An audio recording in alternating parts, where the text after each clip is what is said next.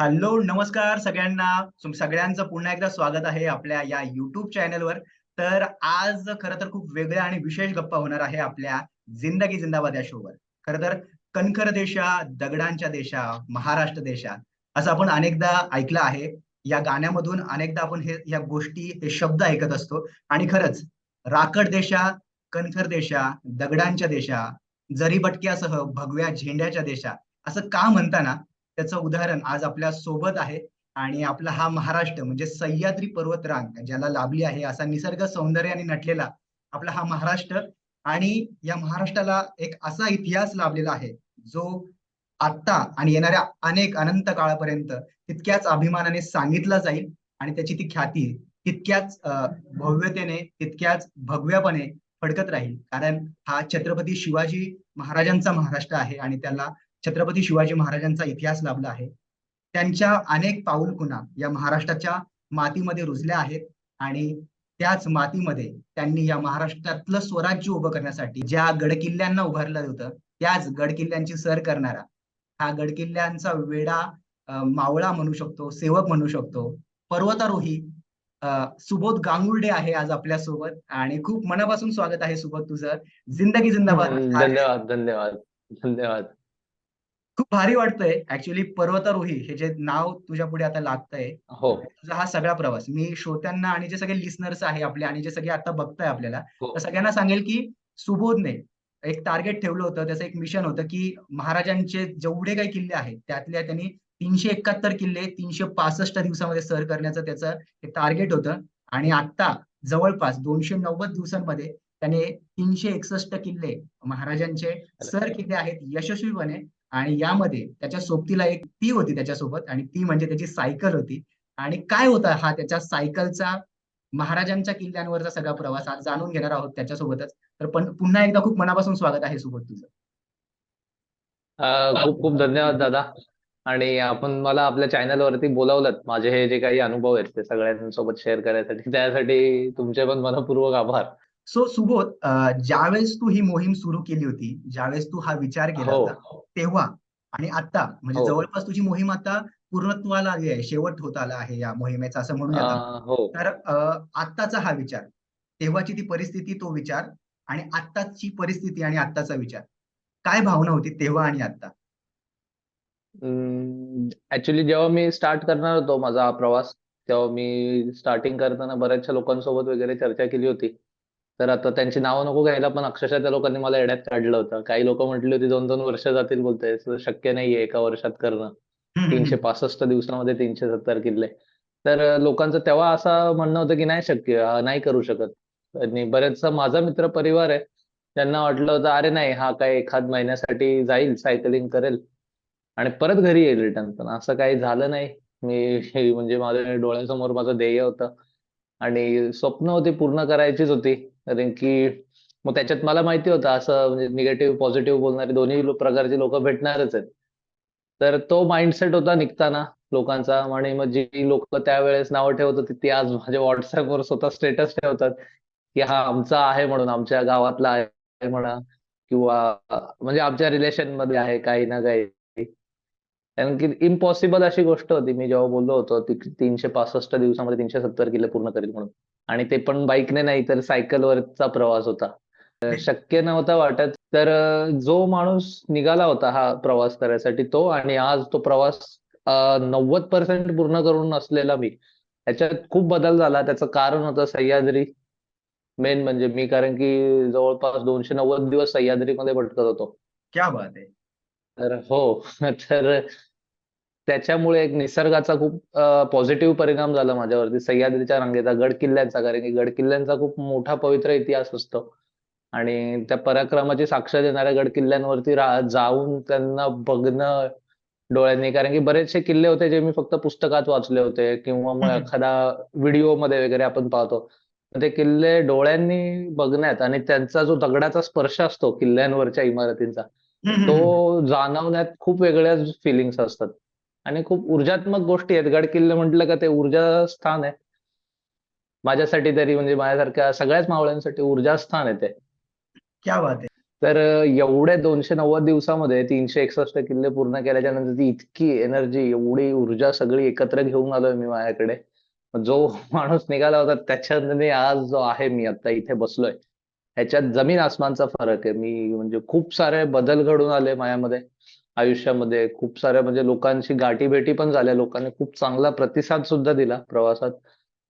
तर त्याच्यामुळे कुठेतरी मेंटली स्ट्रॉंग होतो. अजून पण आहे, कारण की आपल्याला फक्त 370 किल्ले करून थांबायचं नसून आपल्याला महाराजांची जी 370 किल्ल्यांची माती गोळा करणार आहे, ती आपल्याला जगातल्या सगळ्यात उंच पर्वतावर घेऊन जायची. नक्कीच. महाराजांची मूर्ती तयार करणं. हो. मी तुझ्या मोहिमेकडे नक्कीच येणार आहे, की कशी मोहीम होती वगैरे. पण त्याआधी सुबोध मूळचा कुठला आहे आणि त्याचा एज्युकेशन बॅकग्राऊंड काय आहे? सुबोध विषयी काय सांगशील? सुबोध कसा आहे? सुबोध विषय सांग. तर ऍक्च्युली मी एक नॉर्मल साधा सुद्धा एक मावळा होतो महाराजांचा. लहानपणापासून कसं आहे, आता मी जिथे राहतोय रायगड जिल्ह्यामध्ये, आमच्या घरापासून रायगड किल्ला एक जवळपास साधारण 40-45 किलोमीटरच्या अंतरावरती आहे. त्याच्यानंतर माझ्या घराच्या बाजूला सुद्धा 10 किलोमीटरच्या परिसरामध्ये 3 किल्ले लागतायत. 3 ते 4 किल्ले. तर किल्ले क्या बात हा है. लहानपणीपासूनचा आवडता विषय होता. निसर्गामध्ये जाऊन राहणं, गड किल्ले चढायला जाणं, हे लहानपणापासून सुरू असायचं. हम्म. पण ती फक्त आवड म्हणून करायचो आधी. की फक्त हां बाबा आपल्याला आवड आहे, मला निसर्गात राहायला आवडतंय, गड किल्ले छान आहेत.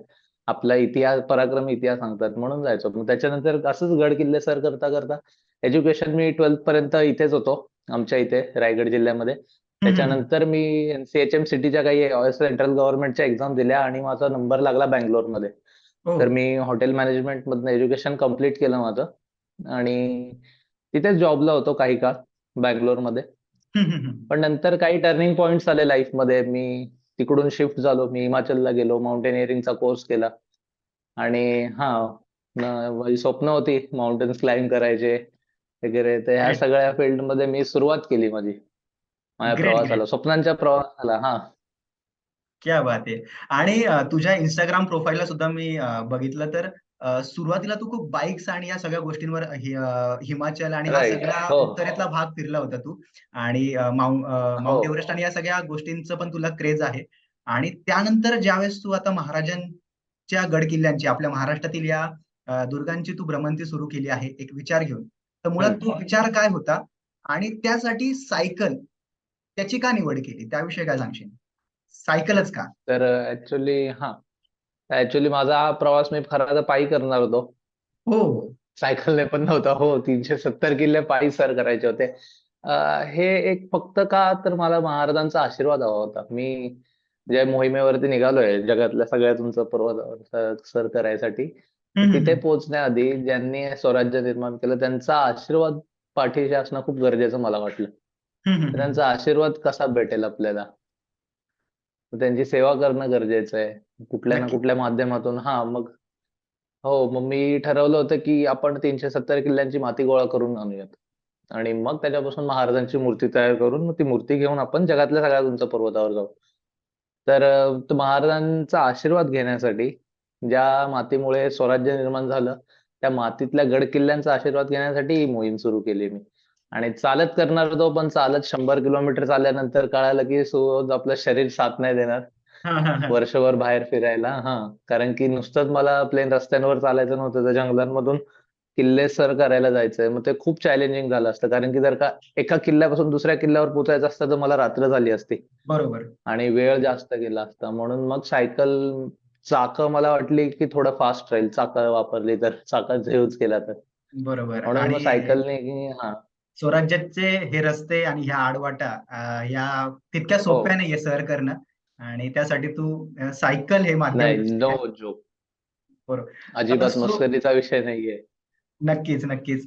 आणि जसं तू सायकल पण म्हणतोय ना, तर ते सुद्धा खूप चॅलेंजिंग वाटतंय. कारण की 365 दिवसांमध्ये 371 किल्ल्यांचं तुझं टार्गेट आहे आणि जवळपास तू आता 290 दिवसांमध्येच 361 किल्ले म्हणतोय की सर केले होय. आहेत. सो पण जसं की छत्रपती शिवाजी महाराजांचं मॅनेजमेंट एक अफलातून होतं आणि ते प्रत्येकाने आपल्या जीवनामध्ये आत्मसात करावं असं आपण म्हणत असतो, वाचत असतो. बरोबर. आणि कदाचित तेच मॅनेजमेंट कुठेतरी अंगीकारलं आहे. जेणेकरून तू विचार केला की दिवसाला 1 हो, किल्ला जरी म्हटलं आपण, तर खूप हो. कसं इमॅजिन होतं हे आम्हाला कळत नाही. तर त्या हो. मॅनेजमेंट विषयी सांगशील की कसं असतं म्हणजे सायकलवर आहे मुळात, कारण की सायकलवर आपण एका हो, जिल्ह्यातून दुसऱ्या जिल्ह्यात जाणं आहे आणि हो, तिथला एखादा किल्ला सर करणं आहे. तर तू त्याची आखणी हो. कशी केली, या मोहिमेची आखणी कशी केली आहे आणि मग सायकलवर ते कसं शक्य करून करतोय तू, त्याविषयी ऐकायला जास्त आवडेल. अं, तर सुरुवातीला मी जसं म्हटलो, की काही लोक वगैरे मला म्हटले होते, की 2 वर्ष वगैरे जातील. हा. तर तेव्हा मी मग विचार केला होता, की यार खरंच ते बोलतायत का, की एवढा टाइम लागेल काय? कारण की त्यांचा काही लोकांचा बऱ्याच ह्याच्यावरती अभ्यास असतो चांगला. नक्कीच. आणि मला अशी लोकं भेटली, माझं म्हणजे नशीबच समजावं, की मला इथे एक शिक्षक मिळाले, जे गेल्या 30 एक वर्षांपासून गड किल्ल्यांचा अभ्यास करतायत. हम्म. तर त्यांनी सुरुवातीच्या काळामध्ये जेव्हा मी ठाणे, पालघर, नाशिक आणि कोकण विभागात असताना जेव्हा सायकलवर प्रवास करत होतो, तेव्हा त्यांनी मला ते इतिहासकार आहेत. आमच्या इथेच राहतात रायगड जिल्ह्यामध्ये रोह्यात. सुखद राणे. तर सुरुवातीच्या ह्याच्यात त्यांनी मॅप तयार करायला मला मदत केली. माझ्याकडे प्रत्येक जिल्ह्यातल्या किल्ल्यांची नावं होती. लिस्ट होती प्रॉपर. फक्त अच्छा. मग ते किल्ले सायकलने कसे सोपे पडतील करण्यासाठी, ह्याचा त्यांनी मला मॅप सुरुवातीच्या काळात बनवून दिला. तर ते खूप सोपं गेलं तेव्हा. पण नंतर कसं आहे, त्यांनी मला मार्ग दाखवला आणि त्या मार्गावरती मी चालायला शिकलो. मग नंतर त्यांनी ती पूर्ण जबाबदारी माझ्यावरच सोडली, की आता तुला मी म्हणजे इथपर्यंत आणलंय, आता ह्याच्या पुढचा रस्ता तुला शोधायचा आहे. क्या बात आहे. तर मग पूर्ण महाराष्ट्र कव्हर करताना मी तसंच करायचो. एखाद्या जिल्ह्यात एंटर करायच्या आधी तिथल्या किल्ल्यांचा मॅप तयार करायचो. हम्म. ऑनलाईन पण आणि ऑफलाईन सुद्धा. अच्छा. पेनाने, कागदावरती. हां. आणि मग किलोमीटर डिस्टन्स एका किल्ल्यापासून दुसऱ्या किल्ल्याचं डिस्टन्स, त्या किल्ल्यांची रांग चेक करायचो. एका रांगेमध्ये किती किल्ले लागतायत हम्म. आणि कुठेच किल्ले एका रांगेत असे नाहीयेत. आता आपण बघितलं तर महाराष्ट्र पण कसं आहे, समुद्र किनारपट्टीवरचे किल्ले झाले. बरोबर. त्याच्यानंतर गिरिदुर्ग झाले, मध्यमदुर्ग, भुईकोट किल्ले हे वेगळ्या-वेगळ्या ह्याच्यात पसरलेत. नक्कीच. तर मग प्रत्येक जिल्ह्यात आता कसे जवळपास साधारण 30 एक किल्ले आहेत. बरोबर. सगळ्यात जास्त किल्ले महाराष्ट्रात नाशिक जिल्ह्यात आहेत. नाशिकमध्ये आहेत. होय. सगळ्यात जास्त महाराष्ट्रातले किल्ले नाशिकमध्ये आहेत. माझ्या अंदाजाने 64 किल्ले आहेत. हो. आणि 64 किल्ले सर करायला मला 41 दिवस लागले होते. हो, आणि 41 दिवस. 41 दिवसात मी 64 किल्ले सर केले नाशिकमधले. आणि नाशिकमधला प्रवास सगळ्यात सुंदर होता माझा. कारण की नाशिकचे किल्ले पण फार सुंदर आहेत, पाहण्यासारखे आहेत. आणि सगळे गिरिदुर्ग आहेत. म्हणजे हो, डोंगरी किल्ले. डोंगरी आणि किल्ले. नाशिकच्या किल्ल्यांचा म्हणजे इतिहासामध्ये महाराजांशी खूप संबंध आलेला आहे. तर किल्ले खूप सुंदर आहेत नाशिकमधले. आपल्या महाराष्ट्रातला सगळ्यात उंचाईवरचा किल्ला पण नाशिकमध्येच आहे, साल्लेर. चालले. आणि तू बाकी मग सो ही अशी आखणी केली होती, तू एक मॅप वगैरे तयार केला. मग सो तू एक एक मॅप जिल्हा निवड. प्रत्येक जिल्ह्याचा तयार करायचो, एखाद्या जिल्ह्यात एंटर व्हायच्या आधीच. अच्छा, म्हणजे तू एका एक जिल्ह्यामध्ये साधारण गेल्यानंतर तिथले जेवढे किल्ले होते त्या पूर्ण जिल्ह्यातले किल्ले कव्हर केल्यावर मग पुढचा जिल्हा घ्यायचा. हो, हो. मग पुढच्या जिल्ह्यात जायचो. कारण की मग ते परत जर का मी एकदा जिल्हा सोडून बाहेर गेलो का सायकल घेऊन परत एंटर करणं आतमध्ये खूप अवघड होऊन जायचं. सो पण ते मग आता मी एका. ह्याच्यात पण म्हणजे हा, एक्सप्लेन पुढे. नाही करू शकत. कारण की ते कसं झालं, आता कोल्हापूर आहे वरच्या माथ्यावरती आहे. घाट बरोबर. माथ्यावर. मी कोकणात होतो जेव्हा खाली. हा मग हा काही किल्ले असे आहेत जे कोल्हापुरातनंच आहेत. कोल्हापूर जिल्ह्यालाच लागलेले आहेत. पण ते किल्ले ना कोल्हापुरातनं करणं खूप चॅलेंजिंग आहे. घाट हम्म. आणि अभयारण्य क्रॉस करून यावं लागतं. मग ते किल्ले कोकणातनं चढायला खूप सोपे आहेत. जसा वासोट्याचा किल्ला झाला. हो. त्याच्यानंतर मधुमकरंदगड, पालीजुमटी, जंगली जयगड हे काही हम्म. किल्ले आहेत ना, यांना कोकणातनं पण वाटा जातात आणि कोणत्याच किल्ल्यावरती एक रस्ता जात नाही. नक्कीच. किल्ल्यांवरती जवळपास 10 ते 12 वाटा असतात. राजगड क्या सारखा बात आहे. किल्ला, राजगडावर तर 22 वाटा आहेत गडावर 22. जायसाठी. हो. हो, 22 रस्ते राजगडावर जातात. आणि सगळ्याच किल्ल्यांच्या बाबतीत असंच आहे. कोणत्याच किल्ल्याला एक पायवाट नाहीये. वेगवेगळ्या ठिकाणावरून येणारे रस्ते आहेत किल्ल्यांचे. तर क्या काही बात. चॅलेंजिंग आहेत आणि काही खूपच ईझी आहेत. Great, great. आणि सो मग हा किल्ल्यांचा मॅप आणि हा प्रवास ठरल्यानंतर दिवसाला तू किती किल्ले कव्हर करतोस? कारण की तुझं हे गणित बघता म्हणजे 290 दिवसांमध्ये 361 किल्ले. हो, हे दिवसाला काय गणित आहे तुझं, की हो, आज किती किल्ले? कारण की आम्ही जरी सुट्टीच्या दिवशी म्हणतो, की जायचंय आणि गाडी हो, घेऊन जातो विशेष करून. नाशिकचा उल्लेख पण झाला. तर नाशिकमधले आम्ही काही खूप वेगवेगळे किल्ले सर नाही केले. पण जे काही मोजके करतो, हो. तर दिवसभर सपोज रतनगडला जरी जायचं म्हटलं, तर रतनगडला गाडीने गेलो, तर ते करून येता-येता रात्र होऊन हं. जाते. तू तर सायकलने प्रवास करतो. बरोबर. त्यात तुला खूप सारे किल्ले सर करायचे. मग ते कसं होतं? दिवसाला किती किल्ले करतो आणि कसं शक्य होतं ते? कसं असायचं, मी सकाळी सुरुवातीच्या दिवसांमध्ये सकाळी 5:30-6 ला जर्नी चालू करायचो. ते अच्छा. रात्री अंधार अंधार पडेपर्यंत कंटिन्यू सायकलिंग सुरू असायची. मग त्याच्यात मी आता नाशिकचाच किस्सा सांगतो. साल्हेर, सलोटा, मुल्हेर मोरा आणि हरगड हे हम्म. 5 किल्ले एका रांगेतच आहेत. फक्त बरोबर. डोंगर वेगळे वेगळे आहेत त्यांचे. हम्म. 5 किल्ले. त्याच्याच साईडला तर ते 5 किल्ले मी 1.5 दिवसात करून म्हणजे दुसरा दिवस पूर्ण होईपर्यंत नावीगड म्हणजे त्याला पण नावीगड म्हणून बोलतात. नावीगड किंवा रतनगड. मांगी तुंगीच्या बाजूला आहे तो किल्ला. हम्म. बॉर्डरवरती नाशिक तिथून पुढे गुजरात लागतं वाटतं. त्या बॉर्डरवरती तो किल्ला आहे. तर ते किल्ले मी म्हणजे 1.5 दिवसामध्ये 5 किल्ले करून 6व्या किल्ल्याच्या पायथ्याला जाऊन थांबलो होतो. क्या बात है. असे पण किल्ले केले. हो. क्या बात तर है. खूप सुंदर होतं माझ्याकडे. हां, तेच मी फोकस असायचो दिवसभर म्हणजे सायकलिंग करायची. सायकलिंग करता, करता मग किल्ला आला की वरती जायचं, चढून उतरून परत पुढच्या किल्ल्याच्या पायथ्याला जाऊन थांबायचं. म्हणजे अंधार होईपर्यंत प्रवास चालू असायचा सो सुरुवातीच्या काळात. प्रवासात जर कुठे थांबायचं वेळ आली, तर मग त्याची कशी व्यवस्था हो. असायची तुझ्या या सगळ्या प्रवासामध्ये? हं. आणि मग तो सगळा खर्च, कारण प्रवास म्हटला ना, तर सगळ्यात मोठा प्रश्न असतो, की हो. फायनान्सचा, की कसा खर्च होईल? मुळात तू जे साधन निवडलं सायकल, तर त्याला तसा काही फ्युलचा खर्च हो. नाहीये. पण त्या नाही, माणसाला नाही. काही ना काही लागतं, त्या मावळ्याला हो, लागणार माणसाला होतं. हो. तर मग ते तुझी ते तर सगळी सोय कशी होती? आणि तो काही वेगळा डाएट प्लॅन केला होता का या सगळ्या प्रवासासाठी? अ, हा डायट असायचा माझा कारण की मी सकाळी एकदा हलका नाश्ता केला. लेस हं. ऑइली जेवण करायचो. तर हलका नाश्ता झाल्यावरती मी दिवसभर फक्त फळं खायचो. अच्छा. कारण की सायकलिंग करत असताना जर का पोट भरलेलं असेल तर सायकल चालवता नाही येत. आणि किल्ल्यांवरती सुद्धा जाताना जर का आपण जेवून चढायला सुरुवात केली तर त्रास होतो. आपल्याला दम वगैरे लागण्याची जास्त शक्यता असते लवकर पटापट. तर हं. उपाशी माणूस म्हणजे उपाशी पोटी माणूस खूप फास्ट करू शकतो ॲक्टिव्हिटीज त्याच्या. तर हं. दिवसभर सायकलिंग करायचो. दुपारच्या वेळेला फक्त फ्रुट्स खायचो आणि संध्याकाळ झाल्यावरती पोटभर जेवण जेवायचो. आणि फायनान्सचं आणि जेवणाचं सांगायचं झालं तर कसं झालं महाराष्ट्रामध्ये जशा माझ्या मोहिमेचा हळू-हळू लोकांपर्यंत पोहोचत गेल्या. आपले खूप सारे प्रतिष्ठान आहेत. जसं सह्याद्री प्रतिष्ठान झालं. हं. त्यानंतर आपले धारकरी झाले.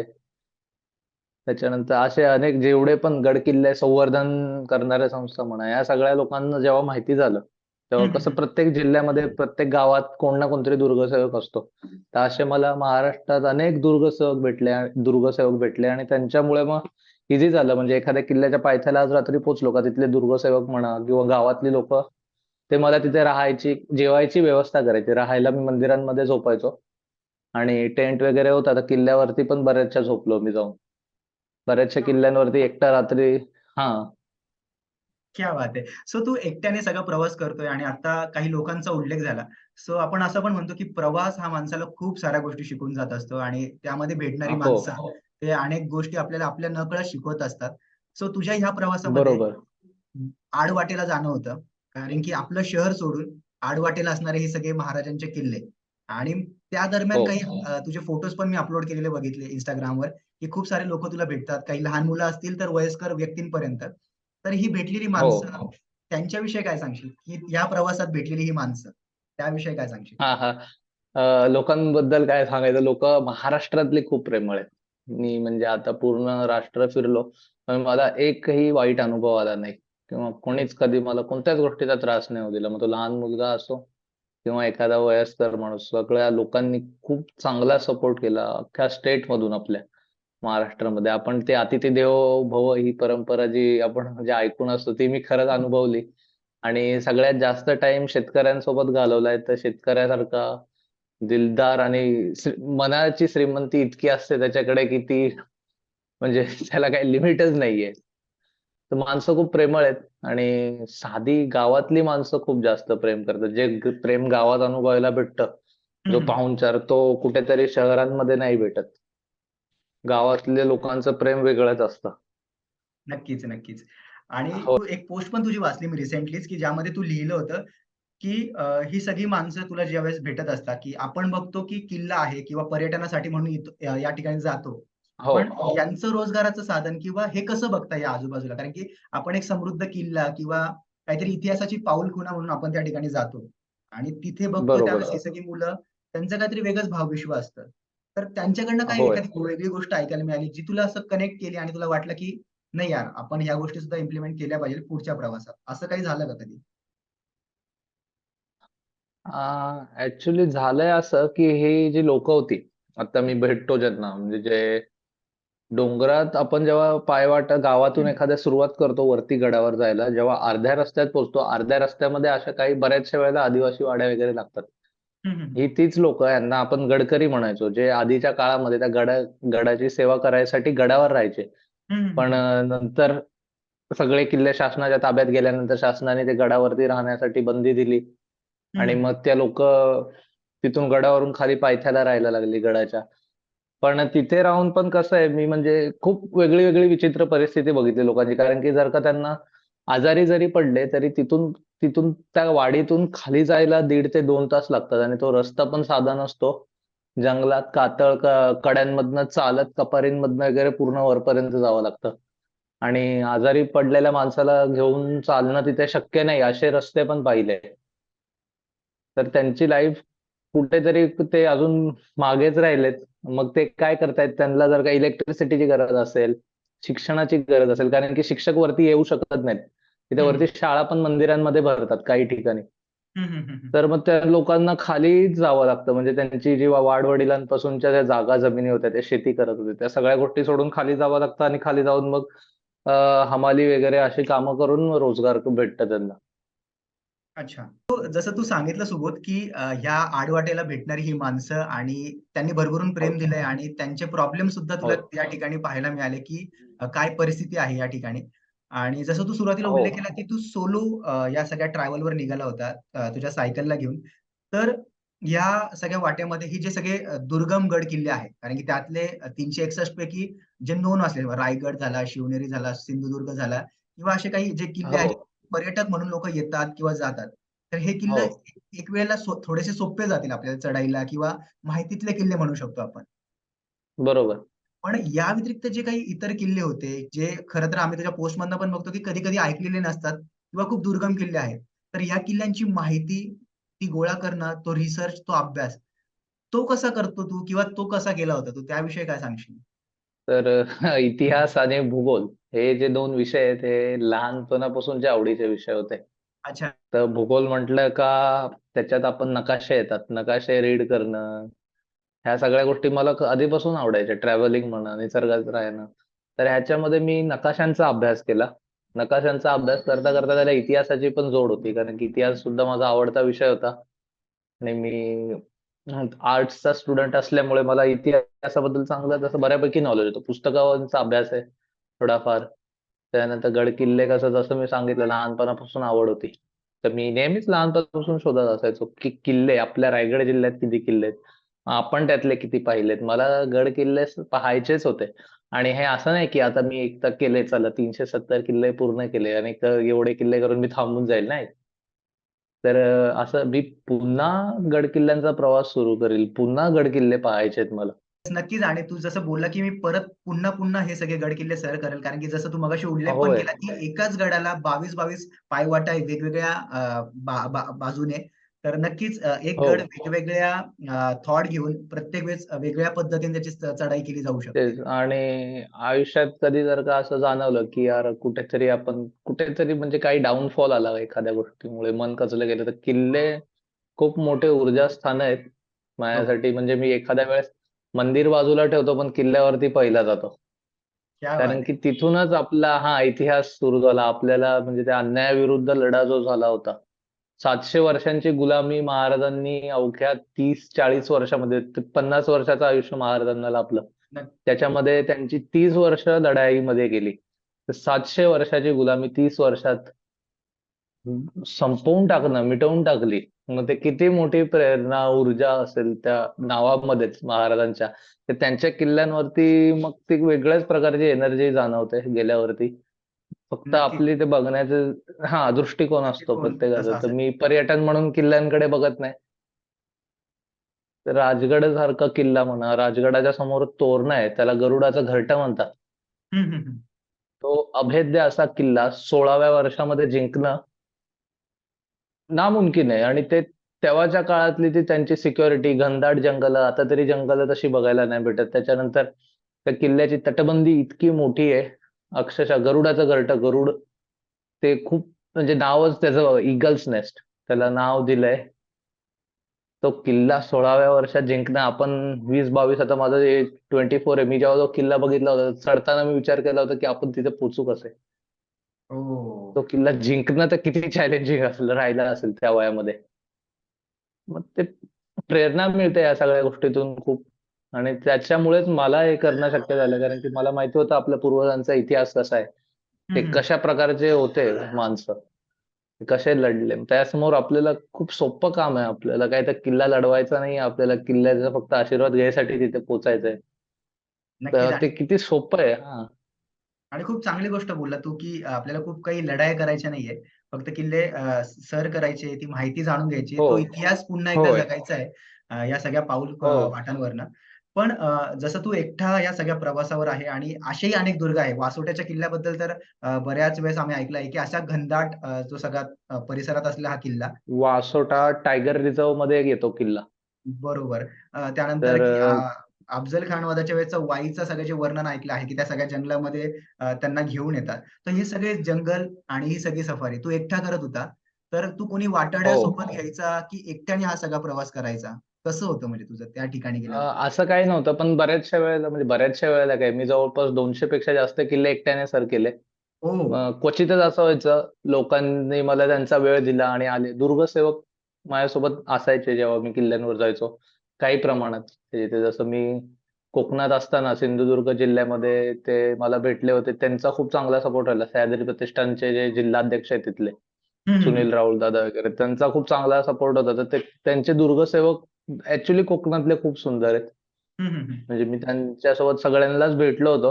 तर किंवा बऱ्याचशा ठिकाणी किल्ल्यांवर वगैरे माझ्यासोबत दुर्गसेवक वगैरे यायचे कोणी ना कोणीतरी. कारण की मी ऑब्व्हियसली मग स्टेटमधनं पहिला माणूस होतो. तर सगळ्यांना खूप कौतुक वाटलं. मग त्या कौतुकासाठी लोकांनी खूप चांगलं हे केलं. तर 200 पेक्षा जास्त किल्ले तर एकट्याने सर झाले. पण बाकीचे जे काही होते किल्ले, हं, हं, त्या हं. किल्ल्यांवरती यायचे कोणी ना कोणी सोबत. नक्कीच. आणि जसं की घनदाट जंगल म्हटलं, तर आता माणसांच्या जंगलातून निघून तू पुन्हा जे खरं जंगल आहे, त्या हो, ठिकाणी तू भटकंती करत होता. तर त्या ठिकाणी हो. अनेक असे प्राणी आहेत, ज्यांचं तुला दर्शन नक्कीच झालं असावं कधी ना कधी. अ, जंगली प्राणी होय, असं मी मी म्हणतो. असे प्राणी पण बघितले की ज्यांची नावं पण माहिती नव्हती. पण ते बघायला पहिल्यांदा आले असे डोळ्यासमोर.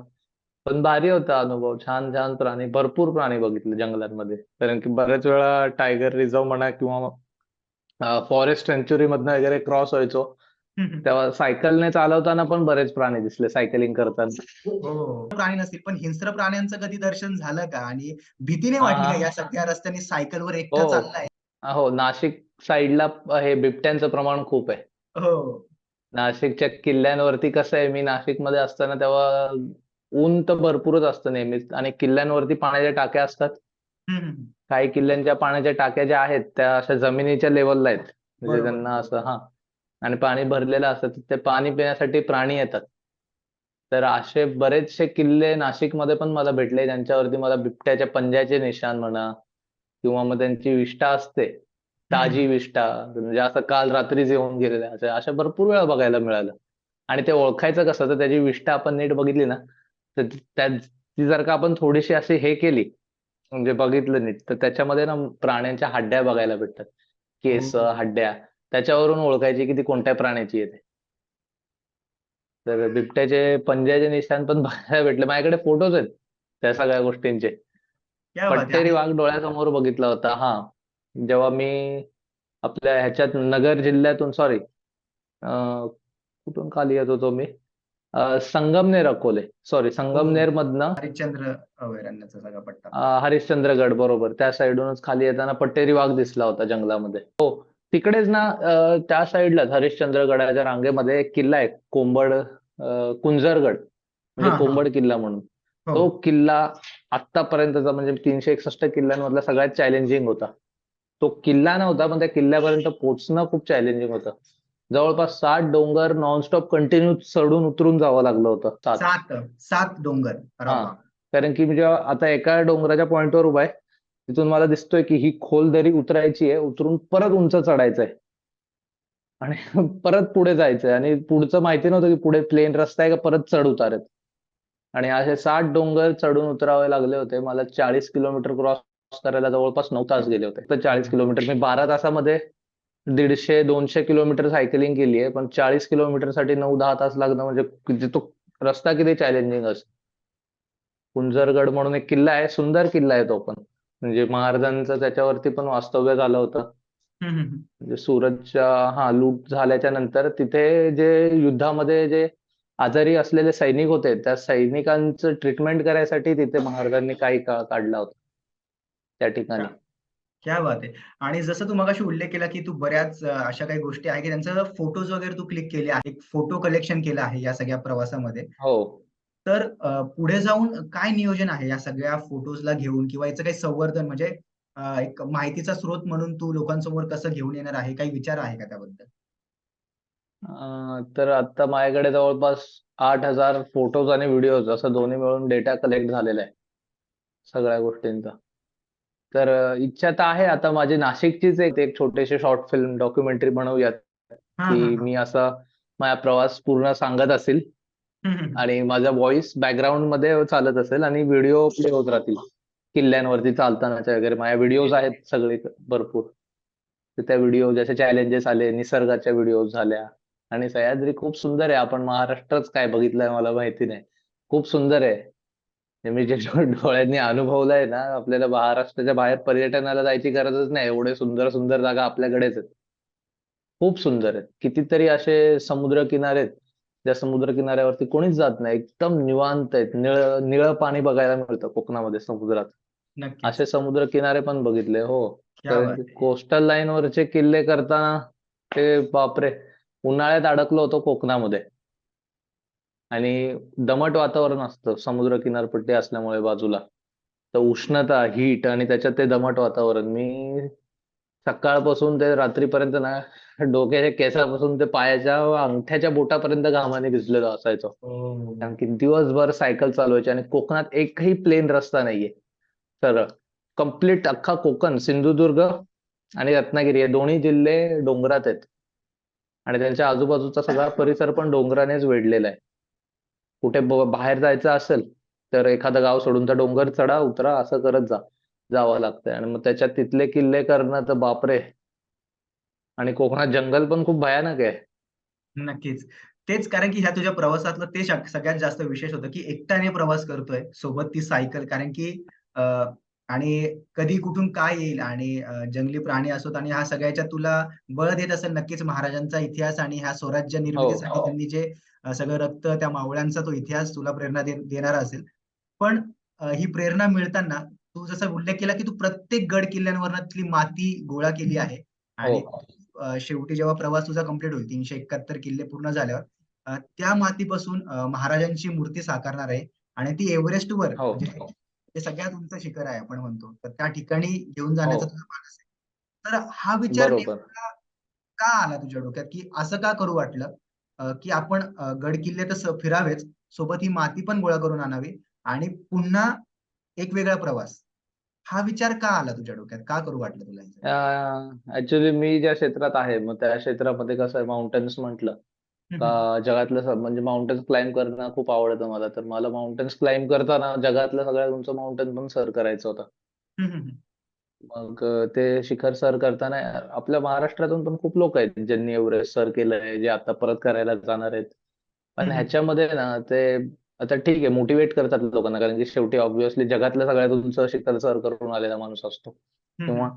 आता ते माउंटेन सर करण्यासाठीच आता जर का मला जगातलं सगळ्यात उंच शिखर सर करायचंय, तर त्याच्यासाठी मला आधी तशी स्वतःची मेंटॅलिटी पण करावी लागते. Top of the world mentality. नक्कीच. तर मी सगळ्यांची रिस्पेक्टच करतो आपल्या स्टेट मधले जेवढे पण माउंटेनियर्स आहेत, ज्यांनी 8000 मीटर माउंटेन्स क्लाइम्ब केले. पण ह्याच्यामध्ये मी नोटीस केलं होतं, की ना कोणीच यार आपण ज्या मातीत जन्मलोय, ह्या सगळ्या गोष्टी कोणी तिथपर्यंत रिप्रेझेंट नाही केलेल्या आहेत. हं. तर त्या म्हणजे कारण की प्रत्येक आता आपण म्हणतो बघा आपल्यावरती ज्या मातीत जन्मलोय हिचे फार उपकार असतात. पण त्याचा आपण रिपे नाही करू शकत. पण आपण जाताना ह्या जो पार्ट आहे आपला इथं पृथ्वीवर आल्याच्या नंतरचा, काहीतरी कॉन्ट्रिब्युशन देऊ शकतो मला असं वाटतं, की स्वार्थाचं जीवन जगण्यापेक्षा कोणासाठी तरी एखादी सेवा म्हणा किंवा आपल्याकडून 2 लोकं मोटिव्हेट होतील असं काही काम करावं मला असं वाटतं. तर मी ह्याच्यात इतिहासाची साथ घेतली. कारण की हा महाराष्ट्र निर्माण होण्यासाठी जो इतिहास पराक्रमी इतिहास घडलाय. खूप मोठा शौर्याचा इतिहास आहे. हम्म. आणि तो ज्यांनी घडवला मग त्यांना रिप्रेझेंट करायचं ठरवलं. म्हणजे ह्याच्याने काय होईल, ठीक आहे, माझं एक म्हणजे स्वतःच माझं स्वप्न आहे जगातलं सगळ्यात उंच शिखर सर करणं. पण त्याच्यात मग तो स्वार्थ नाही राहिला. मी तर गेलोच, पण मी ज्या मातीत जन्म घेतलाय त्या मातीला पण तिथपर्यंत घेऊन पोहोचलो. क्या बात. असं राहिलं ते. हो. आणि एव्हरेस्ट म्हटलं का मी सांगू इच्छितो, एव्हरेस्ट एक्सपिडिशन 2026 ला स्टार्ट करील. एव्हरेस्ट फक्त बोलणं सोपं आहे. आणि ते किती चॅलेंजिंग आहे आपल्याला, 63 दिवस लागतात एव्हरेस्ट सर करायसाठी. त्याच्या हम्म. पायथ्यापासून ते वरती चढायसाठी. 15,000 मीटर नंतर, सॉरी, 15,000 फीट नंतर ऑक्सिजन लेवल कमी व्हायला लागतं. हम्म. त्यासाठी सिलेंडर्स असतात. आपल्या एका माणसाच्या मागे 25 लोकांची टीम काम करते एव्हरेस्ट वरती. त्यांचा पे स्केल असतो. त्या सगळ्या गोष्टी मॅनेज करणं आणि एकट्याने मॅनेज करणं खूप अवघड आहे. आता जसं मी स्टेट कव्हर करताना जेवढ्या लोकांचा सपोर्ट राहिला, आता माझी म्हणजे मला आहे असं इच्छा की आता जेव्हा भारताच्या बाहेरचा प्रवास हा सुरू होईल तेव्हा पण असाच सपोर्ट करतील. कारण की घर सोडून बाहेर निघायचंय परत. घर म्हणजे आपली स्टेट महाराष्ट्र. इथून नक्कीच. बाहेरचा प्रवास करायचा आहे. सुबोध. तर बघूयात आता, लेट्स सी. एव्हरेस्ट एक्सपिडिशन साठी जवळपास 50-60 लाख रुपयाचं चॅलेंज आहे सर करणं एव्हरेस्ट म्हणजे. नक्कीच. आणि जर आणि तू. ते शिखर सर करण्यापेक्षा सगळ्यात चॅलेंजिंग ते शिखर सर करायसाठी लागणारा जो अमाऊंट आहे ना तो जनरेट करणं असतं. मी नक्कीच. महाराष्ट्रामध्ये बऱ्याचशा माउंटेनियर्सला भेटलो, ज्यांनी 8,000 मीटर्स माउंटेन एव्हरेस्ट वगैरे सर करून आले. ते सगळ्यांचं एकच म्हणणं आहे सोबत, तू सगळ्या गोष्टी इझी आहेत, फक्त तू ते पर्वत चढणं पण सोपं जाईल. ते पर्वत चढायसाठी तुला जी मेहनत घ्यावी लागणार आहे ना, इथे फायनान्शियली डोंगर चढावे लागणार, ते सगळ्यात अवघड आहेत. हम्म. ते पार केलेस का एव्हरेस्ट तुझा आरामात होऊन जाईल. नक्कीच. आणि जर तू महाराजांची प्रेरणा घेऊन हे सगळे महाराष्ट्रातले गड किल्ले सर हो, केले आहे आणि हा इतिहास आणि या मातीला एका महाराजांच्या प्रतिकृतीत माउंट एव्हरेस्ट पर्यंत सर करण्याचं स्वप्न बघतोय, तर नक्कीच हो, या स्वप्नामध्ये हे स्वराज्याचं कदाचित एक वेगळं स्वप्न असेल. म्हणजे लाल किल्ल्यावर आपल्याला हो, भगवा फडकवायचा होता, तर माउंट एव्हरेस्टवर पण तू बरोबर. महाराजांची ही मूर्ती घेऊन एक चांगला ध्यास घेतलाय. तर या प्रवासात तुला नक्कीच बळ मिळो आणि राहिलेला पण हा तुझा सगळा प्रवास आहे, हा पण तितक्याच पूर्ण म्हणजे सक्सेसफुली तू कंप्लीट करशीलच. सो एक गोष्ट जास्त खटकते, की ही सगळी परिस्थिती आता आपण बघतोय, की जे सगळं काही पॉलिटिक्स सगळ्या गोष्टी चालू आहे आणि तू हो. प्रत्यक्ष हे किल्ले बघितले, आजूबाजूची परिस्थिती बघितली. तर ही सगळी परिस्थिती बघता काय गोष्टींची उणीव जाणवते? काय गोष्टी होणं गरजेचं आहे असं तुला वाटतं? आतून की काय गोष्टींवर काम होणं गरजेचं आहे? कसं बघतो सगळ्यांकडे? ते आधीचं महाराष्ट्र आणि आत्ताच्या महाराष्ट्रात खूप फरक आहे. आता जागृती खूप वाढली आहे. गड संवर्धन करणाऱ्या संस्था आहेत. खूप जोरदार काम सुरू आहे. म्हणजे मी पाहिलंय डोळ्यांनी की खूप सुंदर काम करत आहेत गड संवर्धन करणाऱ्या संस्था. आणि त्या संस्थेत काम करणारे मेन म्हणजे म्हणजे जे ऑन फील्ड काम करणारे जे मावळे आहेत त्या लोकांची खूप मेहनत आहे. बाकी राजकारणाचं सांगायचं झालं तर राजकारणी लोक, मला असं वाटतं की फक्त म्हणजे सगळेच नाही पण काही माणसं फक्त महाराजांच्या नावाचा वापर करतात.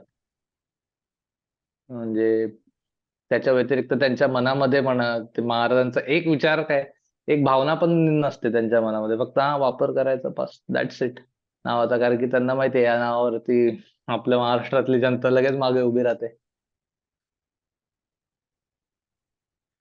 काय वाटतं, की काय युवकांनी काय विचार घेतला पाहिजे? आणि तू हे सगळं जे बघितलं आहे, आजवरच्या 361 किल्ले जे तू सर केले, त्यातून हो, ही परिस्थिती जर पूर्वपदावर आणण्यासाठी, की बऱ्याचदा आपण म्हणतो, की महाराजांच्या किल्ल्यांचं पुनर्वसन झालं पाहिजे.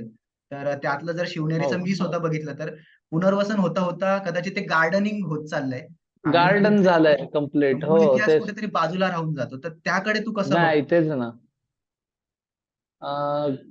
ऍक्च्युली कसं झालंय, आता मी अशा बऱ्याचशा आता सध्या ते किल्ले म्हटलं ना का, ऍक्च्युली मी बऱ्याचशा ठिकाणी अनुभवलं की लोक पर्यटन म्हणून त्यांच्यावरती हे करायला बघतायत. तर हां. रायगडाचं पण झालं, तर रायगडाकडे काही ऐतिहासिक दृष्ट्या बघणारी वेगळी लोक राहिली एका साईडला.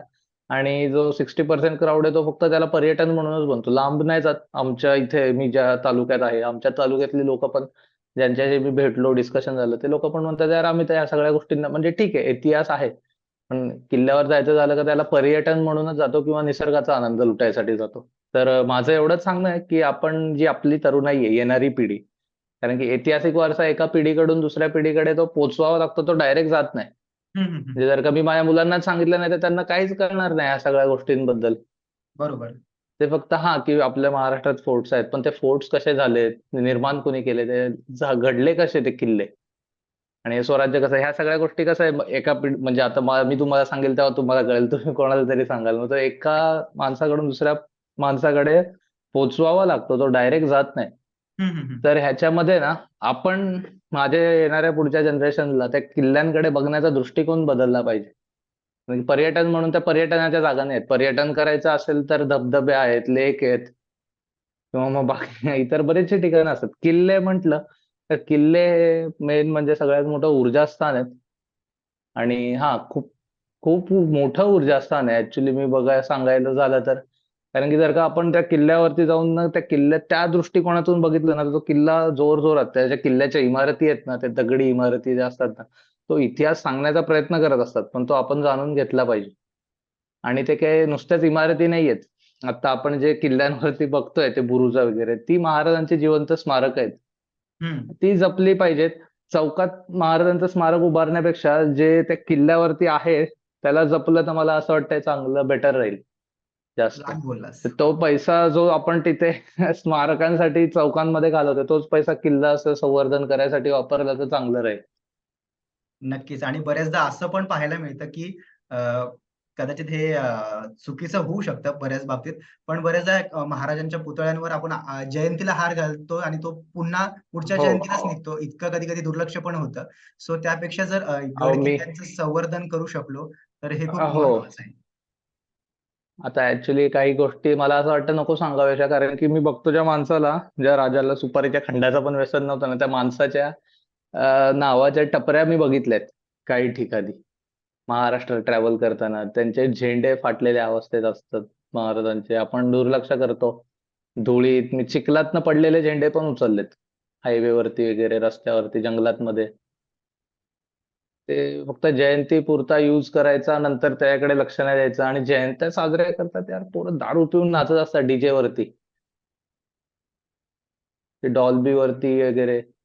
असं पण बऱ्याच वेळेला बघायला मिळतं. आणि लांबचं काय, महाराज ठीक आहे, महाराजांसोबतच आता गणेशोत्सव झाला.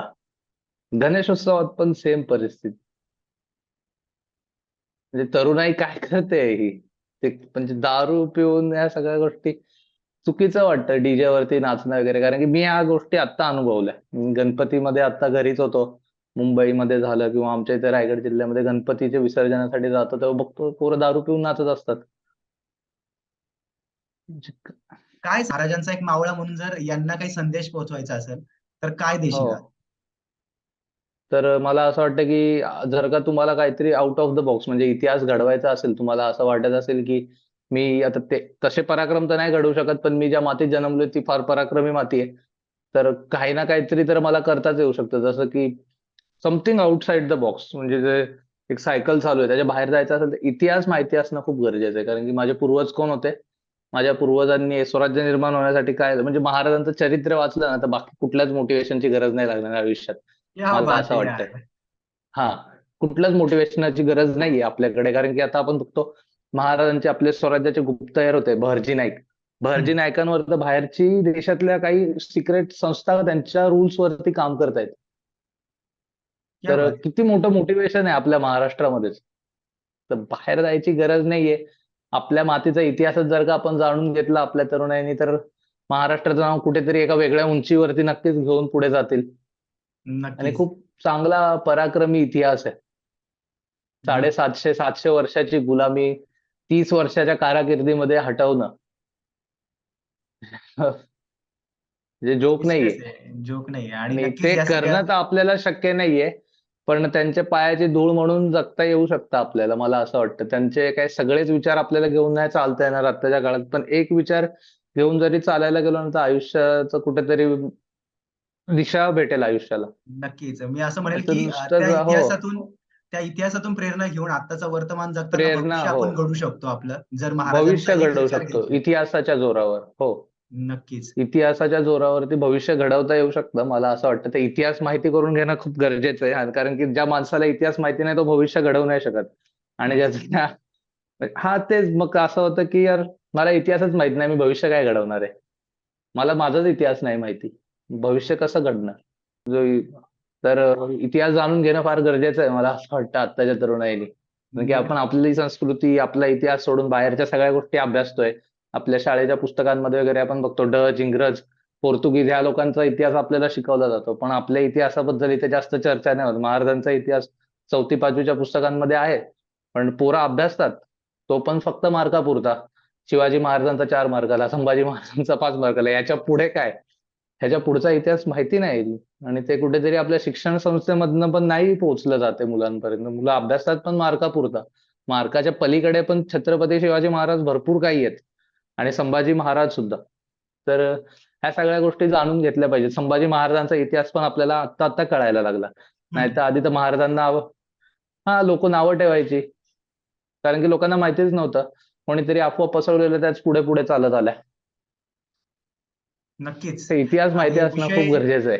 इतिहास आणि हो. त्याविषयी जितकं बोलाल तितकं कमी आहे. कारण की हा इतिहास इतका समृद्ध होता आणि खूप काही गोष्टी शिकण्यासारख्या आहेत. सुबोध, एक थोडासा रॅपिड फायर काही प्रश्न आहे तुझ्यासाठी खास. या सगळ्या हो. प्रवासाला घेऊन. आत्तापर्यंतच्या किल्ल्यांमध्ये तुला सगळ्यात जास्त भौगोलिकदृष्ट्या, चढाईच्या दृष्टीने आणि महाराजांचा एखादा विचार त्यात तुला दिसला त्या किल्ल्यांमध्ये, अशा दृष्टीने आवडते 2 किल्ले कुठले तुझे?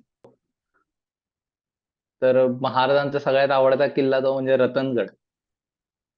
तो तो किल्ला भौगोलिक दृष्ट्या म्हणा, बाकी इतर गोष्टींच्या मानाने खूप सुंदर आहे. आणि तो पर्सनली मला पण सगळ्यात आवडलेल्या किल्ल्यांपैकी एक किल्ला होता रतनगड. आणि दुसरा किल्ला म्हणजे राजगड, जिथे पहिली स्वराज्याची जी राजधानी होती, महाराजांचं 25 वर्षाचे आयुष्य त्या गडावरतीच झालं, म्हणजे गेलं. त्याच्यानंतर मग रायगडाची, म्हणजे महाराजांनी तिकडे सुरुवात केली बांधणीची रायगडचं. राजगड आणि रतनगड किल्ला हे 2 किल्ले माझ्या सगळ्यात आवडीचे आहेत. क्या बात है! सगळ्यात जास्त अवघड वाटलेली वाट कुठल्या किल्ल्यावर होती? सगळ्यात अवघड वाटली ही असा चढ. एक किल्ला नाहीये ऍक्च्युली असा चढाई करण्यासाठी, जसं ढाक आला. खूप ढाकभैरी. टेक्निकल किल्ला आहे. हा, ढाकबैरी. आणि मेन म्हणजे क्लाइम्बिंग तर आहेच त्या किल्ल्यावर, पण क्लाइम्ब करायच्या आधी जो फॉरेस्ट एरिया लागतो खालून कोकणातनं हं. गेल्यावरती, कर्जत साईडून जाता येतं ऍक्च्युली त्या किल्ल्याला. हं, हं, हं. तो जो जंगलाचा पार्ट आहे ना, तिथे 101% तुम्ही जर का एकटे गेले तर हरवणार आहात. हो. 101% शुअरली तुम्ही गॅरंटेड हरवणार त्या किल्ल्यावरती जाणार असाल तर. मग तो जंगलाचा जो फॉरेस्ट पार्ट आहे तो खूप चॅलेंजिंग आहे. त्याला पार करून मग नंतर टेक्निकल स्किल्स आपल्याला लागतात त्याच्यावरती. म्हणजे रॉक पॅचेस आहेत, ते रॉक पॅच चढावे लागतात. रॉक पॅच वरती एकच असं लाकूड ठेवलेलं आहे. हं, त्या हं. लाकडाला काही असे छोट्या छोट्या खांब आहेत, सॉरी काठ्या आहेत अशा बाजूला लावलेल्या. त्या पकडून वरती चढायचंय आणि खाली 1000 फूट खोल दरी आहे. ढाकबैरी झाला, त्याच्यानंतर मोरोशीचा भैरवगड खूप चॅलेंजिंग किल्ला आहे. लिंगाणा, कोकणदिवा, लिंगाणा हे जे किल्ले आहेत, हे तर आमच्या रायगड जिल्ह्यामध्येच आहेत 59 किल्ल्यांपैकी. आणि माझे जे सर करायचे बाकी आहेत, मंगळगड, चंद्रगड, टफ किल्ले आहेत हे किल्ले. त्याच्यानंतर अलंग मदन कुलंग तुम्हाला माहितीच असेल. ते कमर्शियल झालेत, सुंदर आहेत किल्ले करायसाठी. नॉर्मल एखाद्या माणसासाठी थोडेसे चॅलेंजिंग आहेत, ज्यांना ह्या सगळ्या गोष्टींची सवय नसते.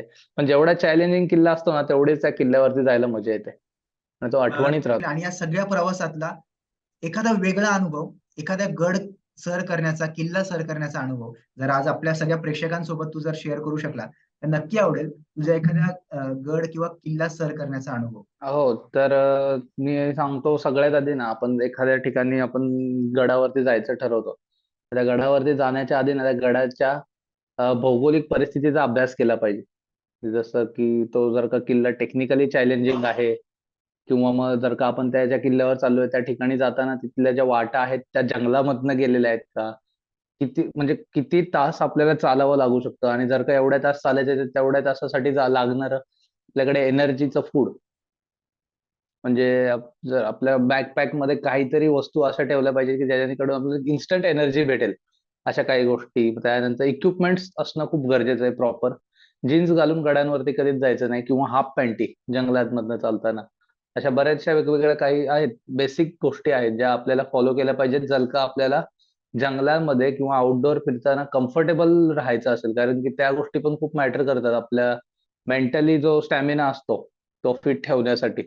जर का मी कम्फर्टेबल फील नसेल करत तर माझ्याकडनं ते होणं शक्य नाहीये. चॅलेंज ते जे असतात, जे निसर्ग आपल्याला देतो, जे जसं साधं सांगायचं झालं तर आपण जर का सपोज मी जीन्स पॅन्ट घातली आहे आणि एखादं शर्ट घातलंय आणि शर्ट घालून मी किल्ला चढायला गेलो तर ते खूप चॅलेंजिंग होऊन जातं, कारण की ऊन असतं. त्या उन्हामध्ये जीन्स पॅन्ट घालून जंगलातनं चालणं, कारण की एक तर घाम पूर्ण आलेला असतो शरीरामध्ये, ते असे जड. मग त्यासाठी क्विक ड्राय कपडे घातले पाहिजे ज्याच्यात स्वेटिंग येत नाही जास्त.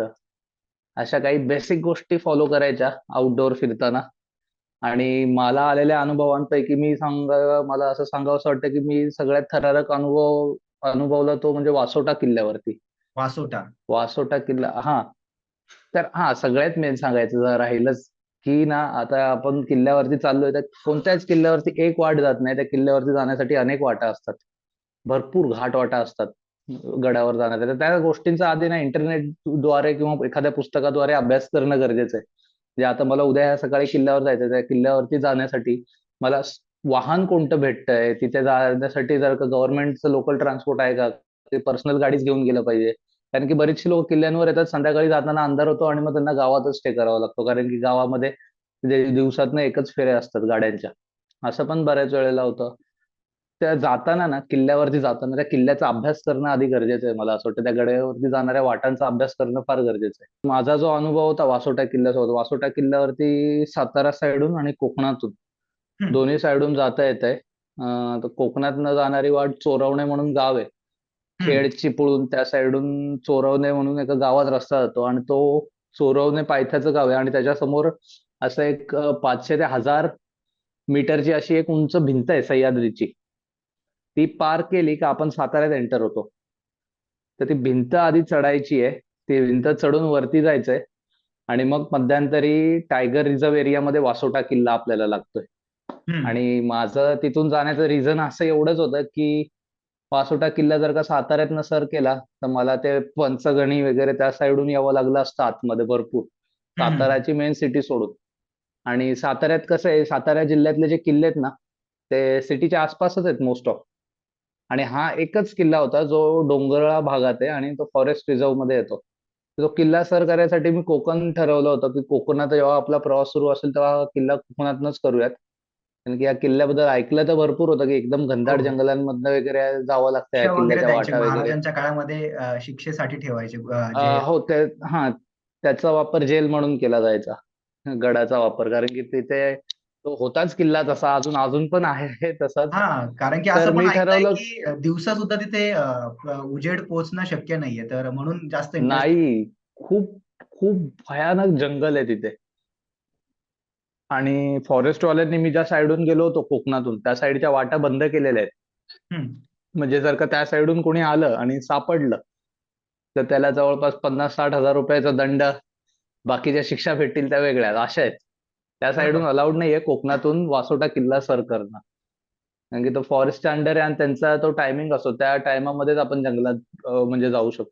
हा अनुभव एवढा भयानक आला की मी संध्याकाळी चोरवणे गावात पोहोचलो आणि हा. चोरवण्यावरनं नागेश्वर म्हणून एक टेम्पल लागतं. हा. त्या टेम्पलच्या दिशेने गेलो. वरती घाटातच आहे जंगलामध्ये. हम्म. आणि तिथे गेल्याच्या नंतर मी संध्याकाळी म्हटलं की आज संध्याकाळी मी टेंट लावायचं म्हणजे कॅम्पिंग करायच्या ह्याच्यानेच गेलो होतो.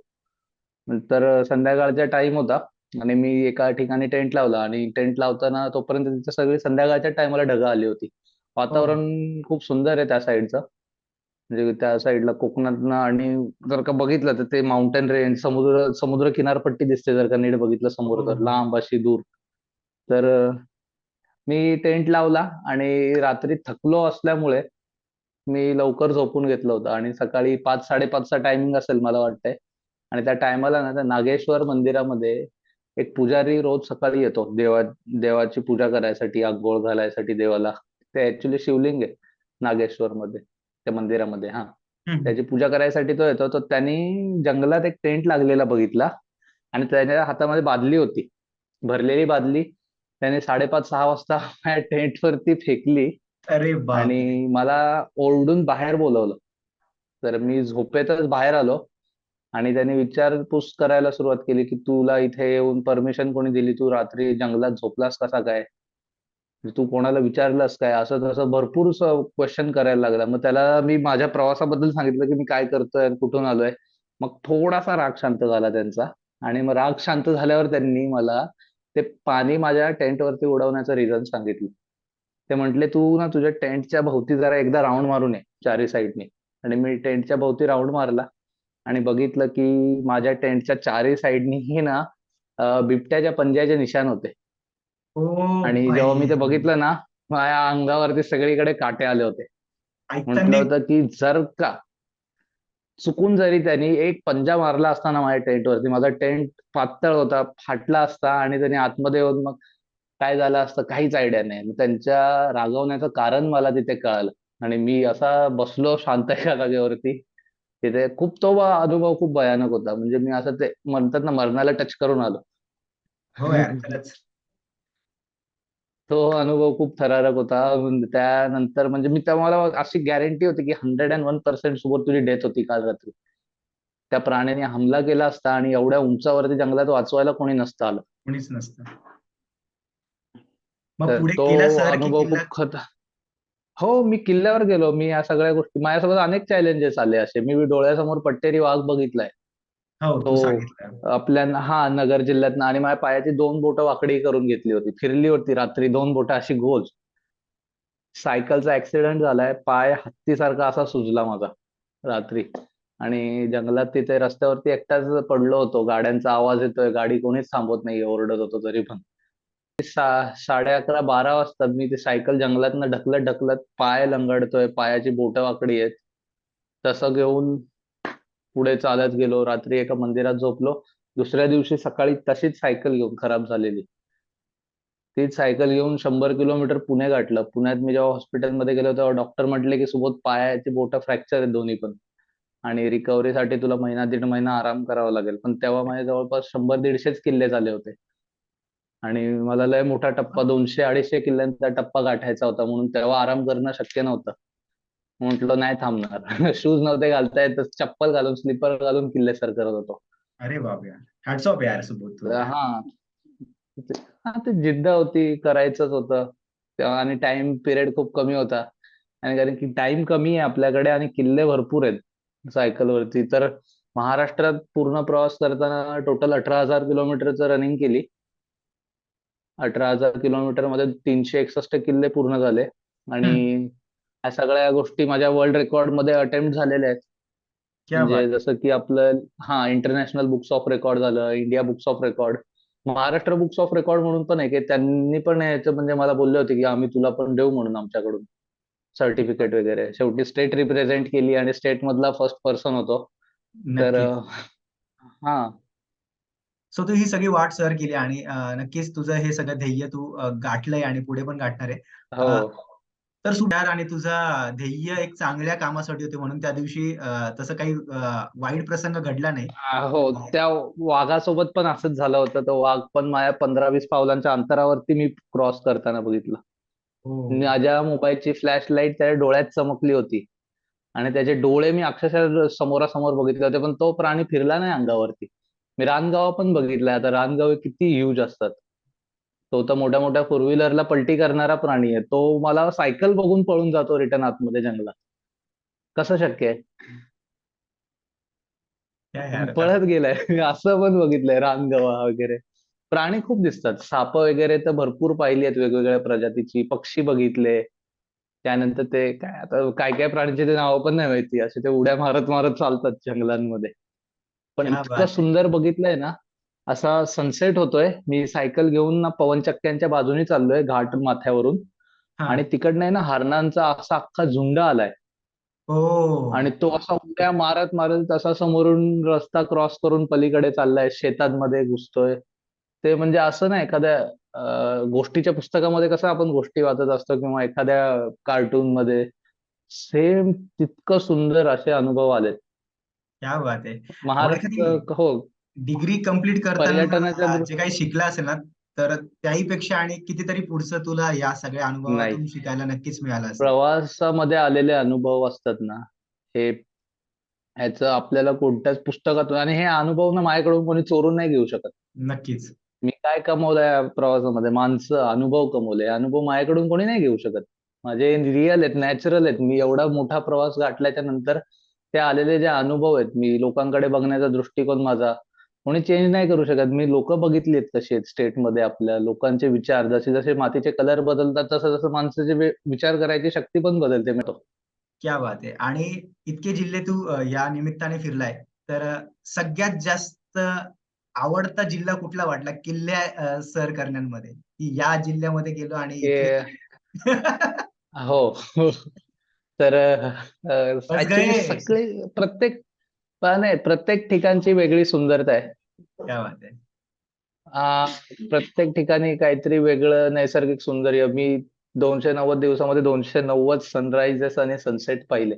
वेगवेगळ्या किल्ल्यांवरून, वेगवेगळ्या डोंगराच्या उंचाईवरून, कधी किल्ला उतरताना म्हणा डोंगरातनं, ते एवढं सुंदर होतं तो अनुभव या सगळ्या गोष्टींचा. कारण की 290 सनराईज आणि सनसेट बघणं, आणि ते पण प्रत्येक वेळी काय त्याचं लँडस्केप वगैरे सेम नसायचं. कधी समुद्र किनारपट्टीवरून बघतोय, तर कधी एकदम डोंगराच्या उंचाईवरून बघतोय. हे सगळं खूप सुंदर होतं. तर त्याच्यातनं सगळ्यात सुंदर किल्ले ऍक्च्युली मला तर वाटतंय की नाशिक जिल्ह्यामध्येच आहेत. आणि त्या किल्ल्यांचा इतिहास पण खूप भारी आहे. नाशिक जिल्ह्यातले जे 64 किल्ले आहेत त्यांचा मला परत एकदा प्रवास करायचा आहे. आणि मग तो नक्कीच. डेडिकेटेड फक्त नाशिकच्या किल्ल्यांपुरताच असेल. आणि त्याच्यावरती इच्छा आहे डॉक्युमेंटरी वगैरे बनवावी, एक शॉर्ट फिल्म वगैरे या छोटीशी. या प्रवासात आम्हाला सुद्धा हो. तुझ्या सोबत यायला नक्कीच आवडेल. आणि जसं होय. तुला मी विचारलं की कुठला जिल्हा, तर मला असं वाटतं की मी असं म्हणाल की महाराष्ट्राचा हा इतिहास आणि भारताची संस्कृती टिकवून ठेवणाऱ्या हो. स्वराज्याचा प्रत्येक किल्ला आणि त्याला उभारी देणारा हा प्रत्येक जिल्ह्यातले किल्ले तुला आवडत असतील असं मला वाटतं. हो. अ, हो, सगळेच किल्ले सुंदर आहेत. मी तेच सांगत होतो. आणि प्रत्येक किल्ल्यावरती गेल्यावरती तिथलं नैसर्गिक हे वेगळं वेगळ्या टाईपचं आहे. कोकणातले किल्ले सुंदर आहेत. त्यांची सुंदरता वेगळी आहे. वेगळ्या प्रकारची. जसं नाशिक साईडचे किल्ले पण सुंदर आहेत. म्हणजे असं सगळ्याच ठिकाणी सुंदर किल्ले आहेत. मला फक्त काही भुईकोट किल्ले आहेत ज्यांची परिस्थिती खूप खराब आहे. आपल्या मराठवाड्या साईडला बघितलं. त्याच्यानंतर विदर्भात गेलो. विदर्भात सगळ्यात जास्त भुईकोट किल्ले आढळतात. ते सध्या थोड्याशा वाईट परिस्थितीमध्ये आहेत. नक्कीच. आणि सो खूप छान वाटलं बाबा तुझ्यासोबत ह्या सगळ्या प्रवासाविषयी बोलताना. आणि मुळात तुझा हा सगळा प्रवास पूर्ण झाल्यानंतर सुद्धा याविषयी ज्या पद्धतीने तू डॉक्युमेंटेशन केलं आहे, हा तुझा सगळा हो. जो संग्रह तू केला आहे, तर नक्कीच तो एका वेगळ्या प्लॅटफॉर्मवरनं तुझ्याकडनं या प्रवासाविषयी एखाद्या चांगल्या इव्हेंटमधनं ऐकायला नक्कीच आवडेल. तर अशी नक्कीच. हो. मेजवानीसाठी प्रत्येक पर्वतारोही असेल, महाराजांचा इतिहास मांडणारा, अभ्यासणारा आणि शिवप्रेमी असेल, प्रत्येकाला या गोष्टी ऐकायला नक्कीच आवडतील. आणि हं. तुझ्या या संपूर्ण प्रवासासाठी आजवर जो झाला त्याबद्दल तर खूप अभिनंदन आणि अभिमान सुद्धा आहे. आणि राहिलेल्या प्रवासासाठी खूप शुभेच्छा. आणि लवकरच जसं होय. की 26 चा तू जो प्लॅन करतोय किंवा सध्या तयारी चालू आहे, त्यासाठी हो. त्यासाठी सुद्धा खूप शुभेच्छा. आणि जय शिवराय. जय शिवराय. धन्यवाद. खूप खूप मनपासून आभारी आहे. तुम्ही मला इथे आपल्या चॅनलवरती बोलावलात, रेडिओ वरती वगैरे. आणि माझ्या हे जे काही प्रवासातले थोडक्यात अनुभव मी जे सांगितले, कारण की 290 दिवसांचे अनुभव मला अर्ध्या 1 तासात नाही सांगता येणार. खूप मोठा प्रवास होता. खूप मोठे अनुभव आहेत. आणि जे अनुभव मी माझ्या डायऱ्यांमध्ये म्हणा, मोबाईलमध्ये व्हॉईस रेकॉर्डिंग हे रेकॉर्ड करून ठेवलेत किंवा व्हिडिओ मार्फत, ते सगळे नक्कीच आपल्या सगळ्यांपर्यंत लवकरात लवकर जेवढं होईल तेवढं पोहोचवण्याचा प्रयत्न करील.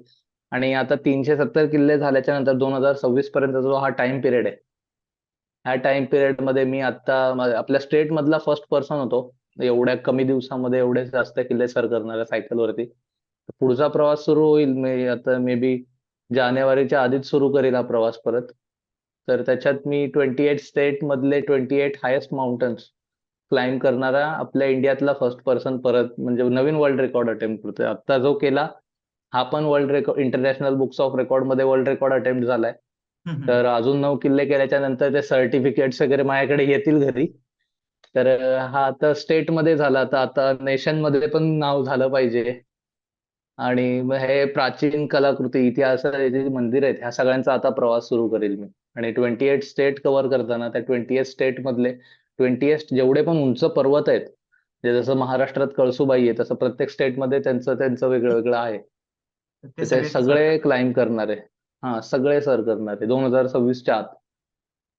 आणि जेव्हा माझ्याकडे ती ताकद, तो वजन असेल माझ्या शब्दांमध्ये, की नाही बाबा मुलगा नुसताच बोलला नाही, त्यांनी काहीतरी अचीव्ह केलंय लाईफमध्ये, तेव्हा मला असं वाटतंय की लोक पुढे येतील मला सपोर्ट करायसाठी एव्हरेस्ट एक्सपिडिशनसाठी.